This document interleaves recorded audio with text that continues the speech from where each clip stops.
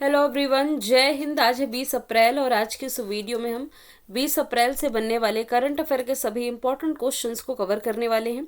देखिए, आज से जस्ट 4 दिन बाद यानी कि 25 अप्रैल को, 5 दिन आप कह सकते हैं, आप लोगों के लिए 1 साल की वार्षिक करंट अफेयर की ई बुक लॉन्च होने जा रही है। बेहतरीन ई बुक है, आप लोगों का दिल भी खुश हो जाएगा देख करके। बहुत बारीकी से एक एक कंटेंट को तैयार किया गया है, जिसमें कि 1000 वन लाइनर के क्वेश्चंस आप लोगों को करंट अफेयर के देखने को मिलेंगे। बाकी चीज़ें आप लोगों को टॉपिक वाइज फॉर्म में मिल जाएगी। तो बस 4-5 दिनों में ये फाइल आप लोगों के सामने होगी। रिवीजन कर लेते हैं। अज्ञात शवों की पहचान के लिए डीएनए डेटाबेस तैयार करने वाला पहला राज्य हिमाचल प्रदेश बना है। जो एडीबी है ना, इसने बांग्लादेश को बाढ़ पुनर्वास के लिए $230 मिलियन की सहायता दी है। दुनिया का सबसे बड़ा नार्को स्टेट बना है सीरिया। और अभी हाल ही में विश्व मास्टर एथलेटिक्स इंडोर चैंपियनशिप 2023 में 3 गोल्ड जीतने वाली सबसे उम्र दराज धावक भगवानी देवी डागर बनी है।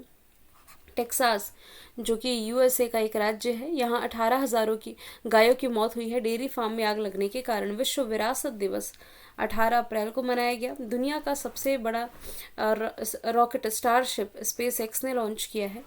संयुक्त राष्ट्र स्वतंत्र कोष में सबसे बड़े दानकर्ता देशों के लिस्ट में भारत चौथे स्थान पर है।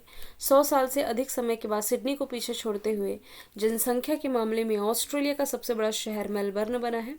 और भारत की पहल के तहत बना जो बिग कैट अलायंस, इसके संस्थापक सदस्यों में शामिल हुआ है नेपाल। मैं आज की क्लास शुरू करने से पहले ही बता दूं, मेरी तबीयत बहुत ही ज़्यादा ख़राब है। मतलब कल आप लोगों का करंट अफेयर बना रही थी तब थोड़ी ही ख़राब थी, आज समझ लीजिए हालत बहुत ही ख़राब है। इसलिए खान सर के एप्लीकेशन में भी मैंने क्लास नहीं ली है, क्योंकि देखिए वहाँ पर ना कंटिन्यू मुझे 2 घंटे खड़े होकर के पढ़ाने पड़ते हैं, तो वो हिम्मत आज नहीं थी। और ये वाली क्लास 15 मिनट की रहती है, मैं आराम से बैठ करके इसे बना लेती हूँ। इसलिए मैंने सोचा कि ये वीडियो आप लोगों को प्रोवाइड कराया जा सकता है।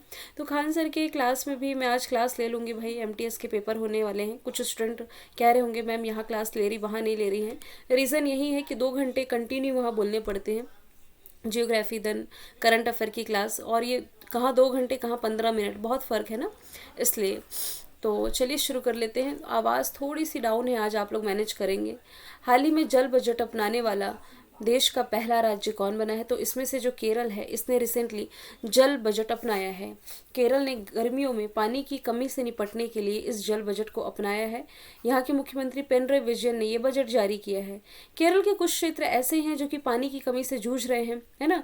तो इन क्षेत्रों में पानी की आपूर्ति सुनिश्चित करने के लिए केरल ने ऐसी पहल की है। और वैसे 2019 में ही जल बजट का विचार सबसे पहले केरल ने ही दिया था। तो किसी स्थान विशेष पर पानी की उपलब्धता, यानी कि जहाँ पानी नहीं पहुँच रहा है वहाँ पानी उपलब्ध कराया जाए, और क्षेत्र में जनसंख्या के आधार पर कितनी खपत की जा रही है, इसके डेटा ये प्रोवाइड कराएगा। ठीक है। केरल की राजधानी तिरुवनंतपुरम, मुख्यमंत्री पिनरई विजयन, राज्यपाल आरिफ मोहम्मद खान। अब मैं केरल के कुछ करंट अफेयर के फैक्ट आप लोगों को बता देती हूँ, जैसे कि सिल्वर लाइन परियोजना मतलब कि केरल के उत्तरी छोर को केरल के दक्षिणी छोर से जोड़ा जाएगा। अभी क्या है कि केरल का जो उत्तरी छोर है ना, उत्तरी छोर से ट्रेन का जो रूट है ऐसे टेढ़ा मेढ़ा है, पहाड़ी इलाका है, तो ये पहुंचने में 12 घंटे का समय लगता था। सिल्वर लाइन प्रोजेक्ट के माध्यम से ये लगभग अब 4 घंटे का समय लगेगा, तो ये समय इसमें बच सकेगा। ठीक है। दूसरा आप क्या रिलेट कर सकते हो, केरल में भी रिसेंटली सुरक्षा मित्र प्रोजेक्ट की शुरुआत की गई है। सुरक्षा मित्र प्रोजेक्ट की शुरुआत। तीसरा आप क्या रिलेट कर सकते हो, स्वयं की इंटरनेट फैसिलिटी शुरू करने वाला भारत का पहला राज्य ये केरल ही बना है। और इसके अलावा अभी इसके बजट में ना ग्रीन हाइड्रोजन हब ये बनाने की शुरुआत की गई है। और सर्वाधिक जीआई टैग 2022 में किसे मिले हैं? तो ये केरल को ही मिले हैं। ये हो गए आज करंट अफेयर में केरल से कुछ बनने वाले करंट अफेयर के फैक्ट जो हाल फिलहाल में हम लोगों ने पढ़ रखे हैं। कर्नाटक की यदि हम बात करें तो देखिए, न्याय देने के मामले में, यानी कि जस्टिस इंडिया रिपोर्ट जो अभी हाल ही में रिलीज़ की गई है, जस्टिस इंडिया रिपोर्ट में ये जो राज्य टॉप पर है ये कर्नाटक ही हो जाएगा। और यदि मैं बात करूं महाराष्ट्र की किस मामले में पहले स्थान पर है, तो देखो लोकायुक्त बिल लाने वाला ये भारत का पहला राज्य है। गुजरात की यदि मैं बात करूं तो देखो सेमीकंडक्टर पॉलिसी तो आप लोगों ने पढ़ी ही है, इसके अलावा वन नेशन वन चालान लाने वाला पहला राज्य गुजरात हो जाएगा। आगे चलते हैं। एशियाई कुश्ती चैंपियनशिप 2023 में भारत ने टोटल 14 मेडल जीते हैं। 14 मेडल के साथ भारत इसमें 7वें स्थान पर रहा है। मेडल यहीं पर लिख देती हूँ। टोटल मेडल की संख्या इसमें 14 मेडल हो जाएगी। इस प्रतियोगिता का आयोजन किया गया था कजाकिस्तान के अस्ताना में। इसका 36वां संस्करण था, जिसमें कि भारत ने 14 मेडल जीते हैं और 14 मेडल के साथ भारत 7वें स्थान पर आ गया है। ठीक है, बस अब देखिए कुछ चीज़ें मैं आपको रिलेट करके बताऊं तो कॉमनवेल्थ गेम्स यहाँ से आप रिलेट कर सकते हो। जैसे कि कॉमनवेल्थ गेम्स में भारत चौथे स्थान पर था 61 मेडल के साथ। मैं लिख भी देती हूँ कॉमनवेल्थ गेम्स 2022। इसमें भारत 61 मेडल के साथ चौथे स्थान पर था। इसमें टॉप पर कौन था? तो ये ऑस्ट्रेलिया हो जाएगा। 24वें स्थान पर भारत किस में था? पैरालंपिक में था। कितने मेडल के साथ? 19 मेडल के साथ। 19 मेडल के साथ भारत 24वें स्थान पर ये था पैरालंपिक में। और इसमें टॉप पर कौन था? चाइना था। अब भारत 48वें स्थान पर किस में था? टोक्यो ओलंपिक में 7 मेडल के साथ। टोक्यो ओलंपिक और पैरालंपिक ये दोनों जापान के टोक्यो में हुए थे ना 2020 में, नहीं 2021 में हुए थे 2020 वाले। और इसमें टॉप पर कौन था? ये अमेरिका हो जाएगा। ठीक है, तो ये सभी आप इसमें रिलेट कर सकते हैं। आगे चलते हैं। 2022 में डिजिटल पेमेंट इंडेक्स में कौन सा शहर टॉप पर है, यानी कि ऑनलाइन पेमेंट कहाँ सबसे ज़्यादा किया गया है? तो इसमें बेंगलोर में सबसे ज़्यादा लेन देन किया गया डिजिटली। जैसे आप फ़ोन पे गूगल पे का इस्तेमाल करते हैं ना, यूपीआई वगैरह का, उस हिसाब से पेमेंट जो है लगभग 65 बिलियन अमेरिकी डॉलर, मतलब अमाउंट इतना है। और ट्रांजैक्शन लगभग 29 मिलियन ट्रांजैक्शन किए गए हैं। अमाउंट है 65 बिलियन डॉलर का। इसके साथ बेंगलोर टॉप पर है। बेंगलोर के बाद दिल्ली दूसरे स्थान पर और मुंबई तीसरे स्थान पर रहा है। इसमें 85% लेन देन e commerce, space, gaming, utility और वित्तीय सेवाओं से रिलेटेड है। बेंगलोर ये कर्नाटक की कैपिटल है। इसरो यहीं पर इसका हेडक्वार्टर हो जाएगा। WHO के द्वारा अभी हाल ही में हेल्दी सिटीज़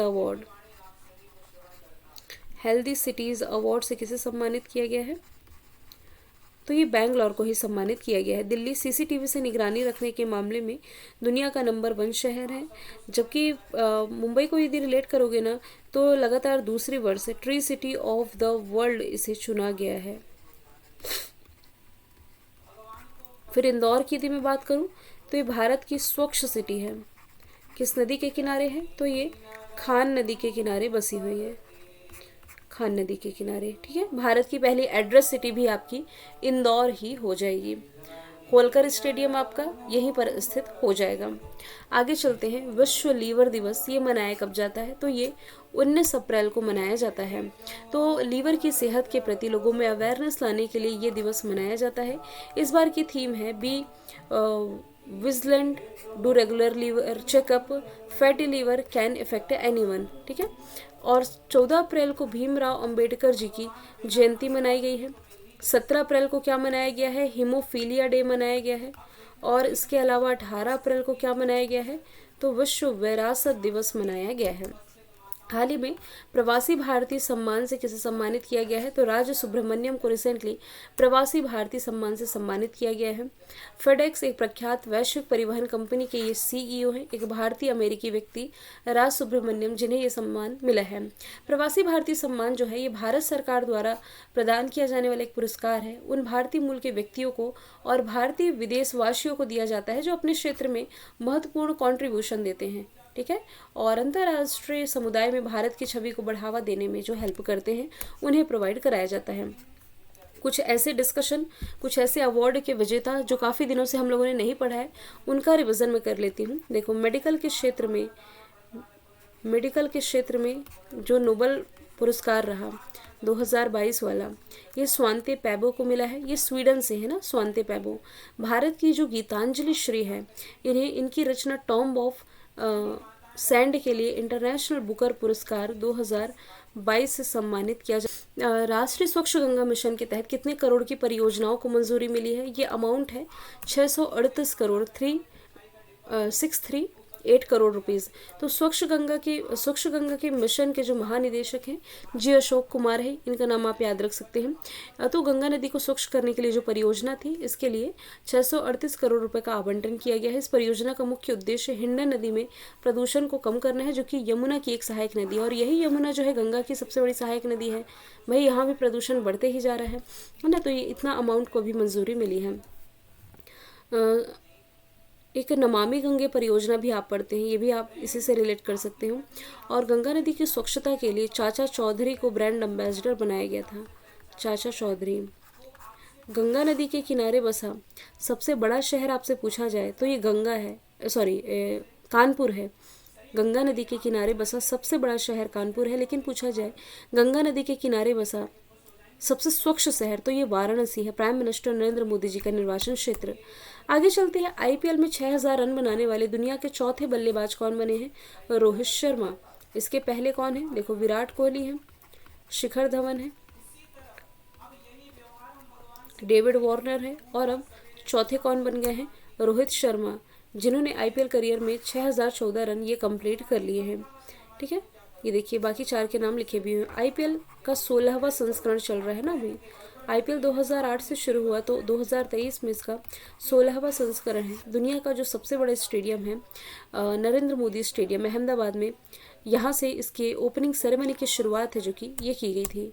आगे चलते, Wisden cricketer of the year के लिए चुने जाने वाली पहली भारतीय महिला क्रिकेटर कौन बनी है? तो ये बन गई है हरमनप्रीत कौर। 2023 के लिए Wisden cricketer of the year इन्हें चुना गया है, जबकि जो T20 फॉर्मेट के लिए सर्वश्रेष्ठ खिलाड़ी चुना गया है स्काई को, सूर्य कुमार यादव को। अच्छा, मैं आप लोगों को उन क्रिकेटर का नाम भी बता देती हूँ जिसे MCC के आजीवन सदस्यों की लिस्ट में शामिल किया गया है, जिसमें कि देखो, एक तो हो गई झूलन गोस्वामी, जिन्हें आप नादिया एक्सप्रेस के नाम से भी जानते हैं। झूलन गोस्वामी संन्यास ले चुकी हैं। मिताली राज, ये भी संन्यास ले चुकी हैं। तो ये 2 महिलाएं हो गई। इसके अलावा 3 पुरुष, जिसमें कि एक युवराज सिंह है, संन्यास ले चुके हैं। सुरेश रैना क्रिकेट के सभी फॉर्मेट से संन्यास ले चुके हैं, और अंतर्राष्ट्रीय क्रिकेट से संन्यास ले चुके MS धोनी। हालांकि ये अभी आईपीएल तो खेल ही रहे हैं। तो ये 5 हैं। MCC में आजीवन मानद सदस्यता इन्हें मिली है। आगे चलते हैं। लास्ट का प्रश्न वजन के लिए है। फेमिना मिस इंडिया 2023 का खिताब किसने जीता है? तो ये नंदिनी गुप्ता ने जीता है। 59 इसका एडिशन था। नंदिनी गुप्ता जो कि राजस्थान की रहने वाली है, इसमें पहले स्थान पर, इसमें श्रेया पूजा दूसरे स्थान पर, और थौना ओजम तीसरे स्थान पर रही हैं। हरनाज संधू, ये ना मिस यूनिवर्स थी 2022 की। 2023 की मिस यूनिवर्स कौन है? R Bonney Gabriel. R Bonney Gabriel. Sini Shetty miss India 2022 Karnataka से थी। और मिसेस वर्ल्ड 2022 सरगम कौशल थी, जम्मू कश्मीर की। आगे चलते हैं। हाल ही में किस बिजली कंपनी ने बांग्लादेश में बिजली की सप्लाई शुरू की है? अडानी पावर इसका राइट आंसर था। आज का सवाल है, हाल ही में वित्तीय वर्ष 2022-23 में भारत का शीर्ष व्यापार भागीदार देश कौन बना है? इसका आंसर आप लोग मुझे कमेंट बॉक्स में बताइएगा। टेलीग्राम पर नहीं जुड़े हैं तो जुड़ जाइए। कल्याणी मैम ऑफिशियल मेरा चैनल है, जहां आपको डेली की क्विज और PDF मिल जाती है। फिर हम मिलेंगे नेक्स्ट वीडियो के साथ। Thank you so much.